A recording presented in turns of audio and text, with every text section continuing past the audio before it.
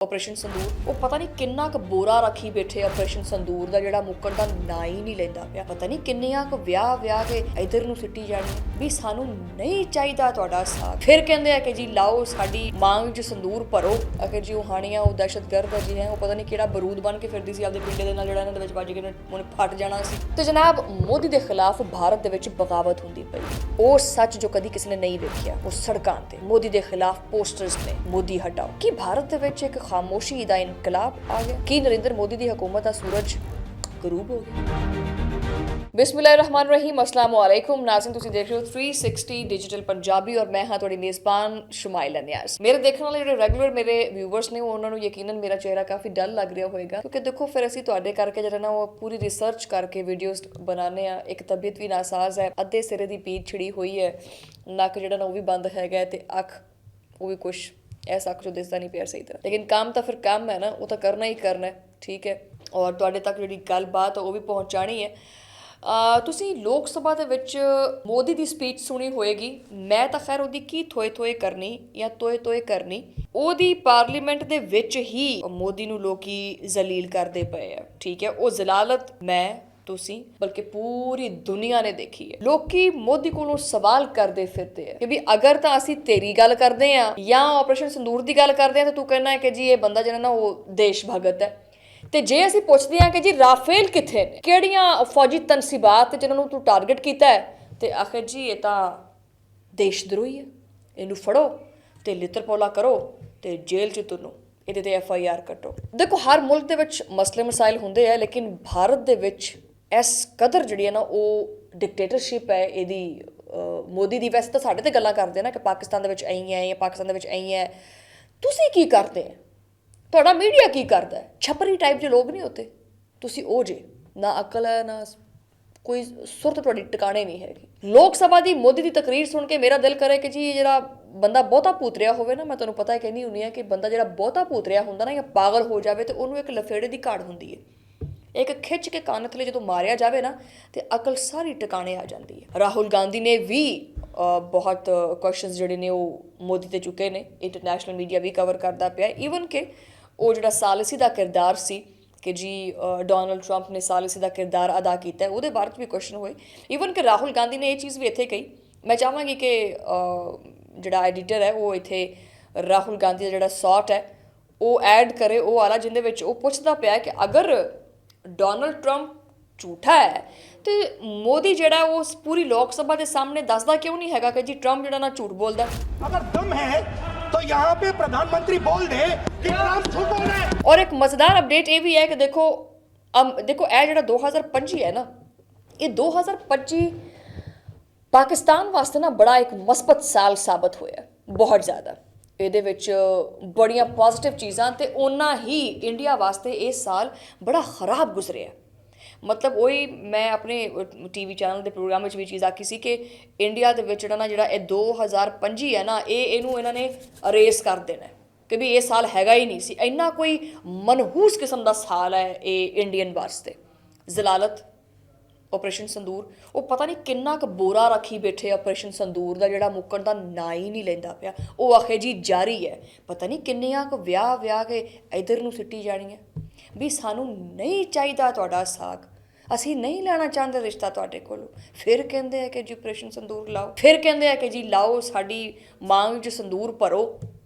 ਹੈ ਕਿੰਨਾ ਕੁ ਲੈ ਕੇ ਬੈਠੇ ਸੰਦੂਰ ਹੈ। ਔਰ ਤਬੀਅਤ ਤਾਂ ਮੇਰੀ ਖੈਰ ਅੱਜ ਖਰਾਬ ਹੈ, ਲੇਕਿਨ ਉਹਨਾਂ ਮੇਰਾ ਦਿਮਾਗ ਅੱਜ ਇਹਨਾਂ 'ਤੇ ਖਰਾਬ ਹੋਇਆ ਪਿਆ। ਕੀ ਕਰੇ ਬੰਦਾ, ਤੁਹਾਡੇ ਸਾਹਮਣੇ ਹੀ ਹੈ। ਫਿਲਮ ਇੰਡਸਟਰੀ ਵੇਖ ਲਓ, ਫਨਕਾਰਾਂ ਦੇ ਨਾਲ ਕੀ ਸਲੂਕ ਕੀਤਾ ਜਾ ਰਿਹਾ। ਆਖਿਰ ਜੀ ਉਹ ਹਾਣੀਆਂ ਉਹ ਦਹਿਸ਼ਤਗਰਦ ਹੈ ਜੀ ਹੈ, ਉਹ ਪਤਾ ਨਹੀਂ ਕਿਹੜਾ ਬਰੂਦ ਬਣ ਕੇ ਫਿਰਦੀ ਸੀ ਆਪਦੇ ਪਿੰਡੇ ਦੇ ਨਾਲ ਜਿਹੜਾ ਇਹਨਾਂ ਦੇ ਵਿੱਚ ਵੱਜ ਕੇ ਉਹਨੇ ਫਟ ਜਾਣਾ ਸੀ, ਇੰਡੀਆ ਨੇ ਤਬਾਹ ਹੋ ਜਾਣਾ ਸੀ। ਆਖਿਰ ਜੀ ਪਾਕਿਸਤਾਨ ਅਸੀਂ ਫਤਹ ਕਰ ਲਿਆ ਤੇ ਗਵਾਦਰ ਪੋਰਟ ਸਾਡੀ ਹੋ ਗਈ ਹੈ। ਲੋ ਜੀ ਕਰ ਲਓ ਗੱਲ।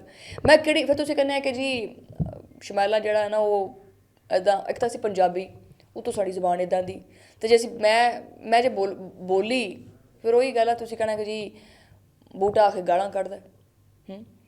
ਵੀ ਇਹ ਗਾਲਾਂ ਵਾਲੀ ਗੱਲ ਹੀ ਹੋ ਗਈ ਵੀ ਇਹਦਾ ਕੋਈ ਸਿਰ ਪੈਰ ਹੀ ਨਹੀਂ ਹੈਗਾ। ਮਜ਼ੇਦਾਰ ਗੱਲ ਹੈ, ਅਮਿਤ ਸ਼ਾਹ ਸਾਹਿਬ ਨੇ ਆਖਿਆ ਕਿ ਜੀ ਉਹ ਪਹਿਲਗਾਮ ਵਾਕਿਆ ਦੀ ਜਿਹੜੀ ਤਹਿਕੀਕਾਤ ਹੋਈ ਹੈ ਨਾ ਤੇ ਉਹਦੇ ਵਿੱਚ ਨਿਕਲੀ ਚਾਕਲੇਟ। ਤੁਸੀਂ ਵੀ ਸਾਰੇ ਮਾਰੋ ਤਾਲੀਆਂ। ਵਾਹ ਕਿਆ ਸਟੇਟਸ ਹੈ, ਕਿਆ ਕੈਲੀਬਰ ਹੈ ਉਸ ਬੰਦੇ ਦਾ। ਔਰ ਗੱਲਾਂ ਚੈੱਕ ਕਰੋ ਕਿ ਤਹਿਕੀਕਾਤ ਜਿਹੜੀਆਂ ਹੋਈਆਂ ਨੇ ਉਹਦੇ ਵਿੱਚ ਚਾਕਲੇਟ ਨਿਕਲੀ। ਚਲੋ ਕੋਈ ਨੁਸਵਾਰ ਨਿਕਲੀ ਹੋਈ ਹੁੰਦੀ, ਜਾਂ ਕੋਈ ਅਫੀਮ ਦੀ ਡਲੀ ਹੁੰਦੀ, ਅਸੀਂ ਮੰਨ ਜਾਂਦੇ ਕਿ ਵੀ ਸਾਡੇ ਵੱਲੋਂ ਗਈ ਹੋਣੀ ਹੈ। ਜਾਂ ਉਹਨਾਂ ਨੂੰ ਨਸ਼ਾ ਹੋਏਗਾ ਉਹਨਾਂ ਨੂੰ ਇੱਥੇ ਰੱਖਣ ਦਾ, ਡਲੀ ਜੀ ਰੱਖਣ ਦਾ, ਨਸਵਾਰ ਰੱਖਣ ਦਾ ਹੈ, ਜਾਂ ਕੋਈ ਕਰਾਚੀ ਵਾਲਾ ਗੁਟਕਾ ਹੁੰਦਾ ਅਸੀਂ ਮੰਨ ਲੈਂਦੇ। ਚਾਕਲੇਟ, ਇਹ ਜਿਹੜੇ ਇੱਧਰਲੇ ਪਾਸੇ ਉੱਧਰ ਗਏ ਸੀ ਉਹਨਾਂ ਨੂੰ ਚਾਕਲੇਟ ਦੇ ਵਿੱਚ ਐਸਾ ਕਿਹੜਾ ਨਸ਼ਾ ਸੀ ਯਾਰ, ਹਰ ਗੱਲ ਦੇ ਵਿੱਚ ਅੱਗੇ ਨਿਕਲੇ ਪਏ। ਲੋ ਜੀ ਕਰ ਲੋ ਗੱਲ, ਉਹ ਜਿਹੜੇ ਬਾਬੇ ਇਕੱਠੇ ਕਰਕੇ ਅਸੀਂ ਇੱਧਰ ਜਿਹੜੀ ਲੀਗ ਕਰਾਉਣੀ ਸੀ, ਜਿਹੜਾ ਲੈਜੈਂਡ ਲੀਗ ਹੈ ਕ੍ਰਿਕਟ ਦੀ ਗੱਲ ਕਰ ਲਓ ਹੈ। ਅੱਜ ਜਿਹੜਾ ਨਾ ਉਹ ਤੁਹਾਨੂੰ ਪਤਾ ਕਿ ਜਿਹੜਾ ਵਲੌਗ ਥੋੜ੍ਹਾ ਲੇਟ ਅਪਲੋਡ ਹੋਏਗਾ, ਕੱਲ੍ਹ ਤੁਸੀਂ ਦੇਖੋਗੇ ਜਿਹੜਾ 31 ਤਰੀਕ ਨੂੰ ਮੈਚ ਸੀ ਉਹ ਸੈਮੀਫਾइनल ਵਿੱਚ ਖੇਡਣਾ ਸੀ, आखिर जी हम नहीं खेलेंगे। छोटे छोटे बच्चों की तरह ये हरकतें करते हैं यार। I guess you people have no brain, दिमाग वाला पुरजा नहीं हैगा। और मूत्र पी पी के सारा गालता फड़ के ਤੁਹਾਡੇ ਇੱਕ ਗੱਲ ਦਾ ਜਵਾਬ ਦੇਣ ਵਾਸਤੇ ਬੈਠੇ ਆ।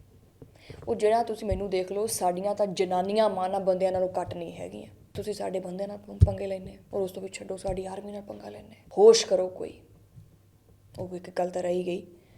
ਇੱਕ ਹੋਰ ਖਬਰ ਹੈ ਜਿਹੜਾ ਜੀ ਉਹ रूस के कोलों सस्ता खाम तेल बरामद ਜਿਹੜਾ ਨਾ ਉਹ ਖਰੀਦਣ ਦੀ ਵਜ੍ਹਾ ਤੋਂ ਭਾਰਤ ਦੇ ਉੱਤੇ ਕਾਫੀ ਪਾਬੰਦੀਆਂ ਲਾ ਦਿੱਤੀਆਂ ਗਈਆਂ ਨੇ ਅਮਰੀਕਾ ਵੱਲੋਂ।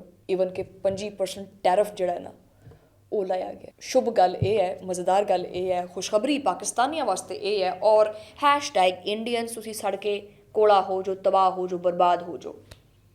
ਤੁਹਾਡੇ ਵਾਸਤੇ ਇਹ ਹੈ ਜਨਾਬ, ਅਮਰੀਕਾ ਜਿਹੜਾ ਹੈ ਉਹ ਆਪਣੀ ਟੈਕਨੋਲੋਜੀ ਨਾਲ ਜਾਂ ਆਪਣੀ ਅਮਰੀਕਨ ਜਿਹੜੀ ਉਹਨਾਂ ਦੀ ਕੰਪਨੀਜ਼ ਨੇ ਉਹਨਾਂ ਦੇ ਤਾਵਨ ਨਾਲ ਪਾਕਿਸਤਾਨ ਦੇ ਵਿੱਚ ਜਿਹੜੇ ਆਇਲ ਜਿਹੜੇ ਜ਼ਖਾਇਰ ਨੇ ਉਹਨਾਂ ਨੂੰ ਐਕਸਪਲੋਰ ਕੀਤਾ ਜਾਏਗਾ ਔਰ ਤੇਲ ਕੱਢਿਆ ਜਾਏਗਾ। ਔਰ ਪਾਕਿਸਤਾਨ ਦੇ ਉੱਤੇ ਜਿਹੜਾ ਟੈਰਿਫ ਹੈ ਉਹਦੇ ਵਿੱਚ ਵੀ ਨਰਮੀ ਕੀਤੀ ਗਈ ਹੈ। ਬਹਰਹਾਲ ਇੱਕ ਅਲੱਗ ਟੌਪਿਕ ਹੈ, ਇੱਕ ਨਵੀਂ ਅਪਡੇਟ ਸੀ, ਮੈਂ ਕਿਹਾ ਚਲੋ ਤੁਹਾਡੇ ਨਾਲ ਡਿਸਕਸ ਕਰ ਲਵਾਂ। ਹੁਣ ਇਹ ਜਿਹੜੀ ਵੀ ਮੈਂ ਗੁਫ਼ਤਗੂ ਕੀਤੀ ਹੈ ਨਾ, ਇਹ ਮੇਰੇ ਇਸ ਵਲੌਗ ਦਾ ਹਿੱਸਾ ਨਹੀਂ ਸੀ।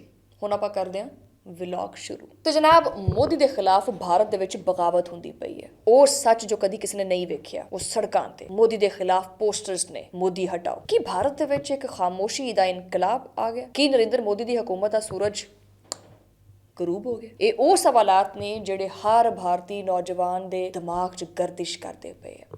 ਔਰ ਹਕੂਮਤ ਇਹਨਾਂ ਸਵਾਲਾਂ ਤੋਂ ਖੌਫਜ਼ਦਾ ਹੈ ਕਿਉਂਕਿ ਤਹਿਰੀਕਾਂ ਸ਼ਾਹੀਨ ਬਾਗ एहतजाज, ਜਾਮਿਆ ਮਲੀਆ ਇਸਲਾਮੀਆ ਤੇ ਪੁਲਿਸ ਐਕਸ਼ਨ, ਕਿਸਾਨ ਤਹਿਰੀਕ, ਜਵਾਹਰ ਲਾਲ ਨਹਿਰੂ ਯੂਨੀਵਰਸਿਟੀ ਦੇ ਮੁਜ਼ਾਹਰੇ, ਸੋਸ਼ਲ ਮੀਡੀਆ ਤੇ ਬਗਾਵਤ ਦੀਆਂ ਝਲਕੀਆਂ। ਇਹ ਇੱਕ ਸਿਰਫ ਤਬਕਾ ਨਹੀਂ ਹੈਗਾ, ਕਿਸਾਨ ਤਬਕਾ ਜਾਂ ਤਲਬਾ, ਖਵਾਤੀਨ, ਅਕਲੀਤਾਂ ਸਾਰੀ ਸੜਕਾਂ ਤੇ ਨੇ। ਕਿਸਾਨ ਤਹਿਰੀਕ ਨੇ 13 ਮਹੀਨਿਆਂ ਦੇ ਵਿੱਚ ਸਰਕਾਰ ਨੂੰ ਝੁਕਣ ਤੇ ਮਜਬੂਰ ਕੀਤਾ। ਇੰਡੀਆ ਕਹਿੰਦਾ ਹੈ ਕਿ ਉਹ ਭਾਰਤ ਹੈ ਨਿਊ ਇੰਡੀਆ।